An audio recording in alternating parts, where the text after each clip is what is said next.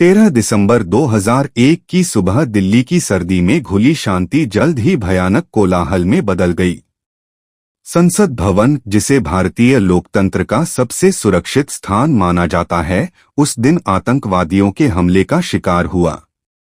यह हमला न केवल सुरक्षा तंत्र की विफलता को उजागर करता है, बल्कि देश की राजनीति, सुरक्षा व्यवस्था और आम जनता के लिए एक चेतावनी भी बन गया। वह दिन संसद का शीतकालीन सत्र चल रहा था। संसद के अंदर राजनीतिक बहसें अपने चरम पर थीं और प्रधानमंत्री अटल बिहारी वाजपेयी सहित कई महत्वपूर्ण नेता संसद में मौजूद थे। सुबह लगभग 11:30 बजे एक सफेद एम्बेसडर कार संसद भवन के गेट नंबर 12 से प्रवेश करने की कोशिश करती है। इस कार पर सुरक्षा स्टिकर लगा था, जो इसे एक आधिकारिक वाहन दिखा रहा था। जैसे ही सुरक्षा कर्मियों को कार पर शक हुआ और उन्होंने इसे रोकने की कोशिश की, कार में बैठे आतंकवादियों ने गोलियां चलानी शुरू कर दी। इसके साथ ही आतंकियों ने ग्रेनेड भी फेंके, जिससे अफरा-तफरी मच गई। सुरक्षाबलों ने तत्काल मोर्चा संभाला और कुछ ही मिनटों में गोलियों की गूंज पूरे संसद परिसर में फैल गई। संसद भवन की सुरक्षा में तैनात दिल्ली पुलिस और सीआरपीएफ के जवानों ने तुरंत स्थिति को काबू में लेने की कोशिश की। विशेष रूप से सीआरपीएफ के एसआई मोहन चंद शर्मा और कांस्टेबल कमलेश कुमारी ने साहस के साथ आतंकवादियों का सामना किया। कमलेश कुमारी ने आतंकियों की गतिविधियों पर ध्यान दिया और बाकी सुरक्षा बलों को सतर्क कर दिया, लेकिन इस वीरता में उन्हें अपनी जान गंवानी पड़ी।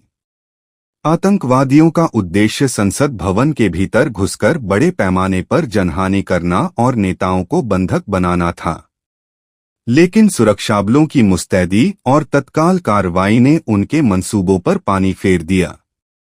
करीब 30 मिनट चली इस मुठभेड़ में 5 आतंकी मार गिराए गए, लेकिन इस संघर्ष में हमारे 9 जवान भी शहीद हुए। जांच से पता चला कि इस हमले की साजिश सीमा पार से रची गई थी। पाकिस्तान स्थित आतंकी संगठन जैश-ए-मोहम्मद ने इस हमले की जिम्मेदारी ली। भारतीय खुफिया एजेंसियों ने जांच में पाया कि इस हमले में अफजल गुरु नाम के एक व्यक्ति की महत्वपूर्ण भूमिका थी, जिसने आतंकवादियों को दिल्ली पहुंचने में मदद की थी। इस हमले का मकसद न केवल देश के लोकतंत्र पर हमला करना था, बल्कि भारत और पाकिस्तान के बीच तनाव को और बढ़ावा देना भी था। हमले के बाद दोनों देशों के बीच कूटनीतिक संबंध बेहद तनावपूर्ण हो गए और दोनों देशों की सेनाएं सीमा पर तैनात कर दी गईं। यह समय भारत के लिए न केवल आंतरिक सुरक्षा बल्कि अंतर्राष्ट्रीय राजनीति का भी कठिन दौर था।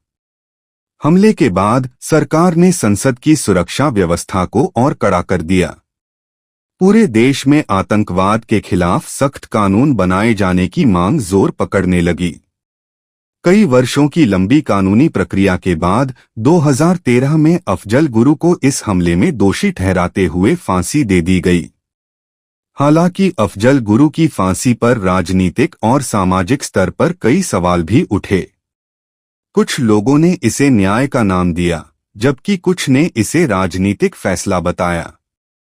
यह हमला और उसके बाद की घटनाएं देश के राजनीतिक और सामाजिक ताने-बाने पर गहरी छाप छोड़ गईं। संसद पर हुए इस हमले ने देश को कई महत्वपूर्ण सबक सिखाए। इसने सुरक्षा तंत्र की कमियों को उजागर किया और देश को यह एहसास दिलाया कि आतंकी हमले किसी भी समय, किसी भी स्थान पर हो सकते हैं। सरकार ने इसके बाद से राष्ट्रीय सुरक्षा को प्राथमिकता देते हुए खुफिया एजेंसियों के बीच बेहतर समन्वय की जरूरत को समझा। इस हमले ने आम जनता को भी सचेत किया कि आतंकवाद का खतरा केवल सीमाओं तक सीमित नहीं है।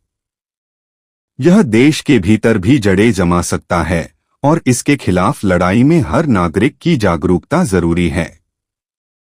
संसद पर हमला भारतीय लोकतंत्र पर एक गहरा आघात था, लेकिन इसने देश को और मजबूत और सतर्क बना दिया। 13 दिसंबर 2001 का हमला भारतीय इतिहास के सबसे भयानक आतंकी हमलों में से एक था। इसने न केवल सुरक्षा व्यवस्था को चुनौती दी, बल्कि यह दिखाया कि आतंकवाद का मकसद केवल हिंसा नहीं बल्कि डर और अस्थिरता फैलाना होता है। लेकिन इस हमले के बावजूद भारत पीछे नहीं हटा। देश ने एकजुटता के साथ इसका मुकाबला किया और यह साबित किया कि लोकतंत्र को झुकाया नहीं जा सकता। इस घटना की याद आज भी हमारे वीर जवानों के बलिदान की गाथा सुनाती है और हमें यह याद दिलाती है कि स्वतंत्रता और लोकतंत्र की रक्षा के लिए हमेशा सतर्क रहना जरूरी है। आनंद एंटरटेनमेंट प्रोडक्शंस चैनल को सब्सक्राइब करना ना भूले।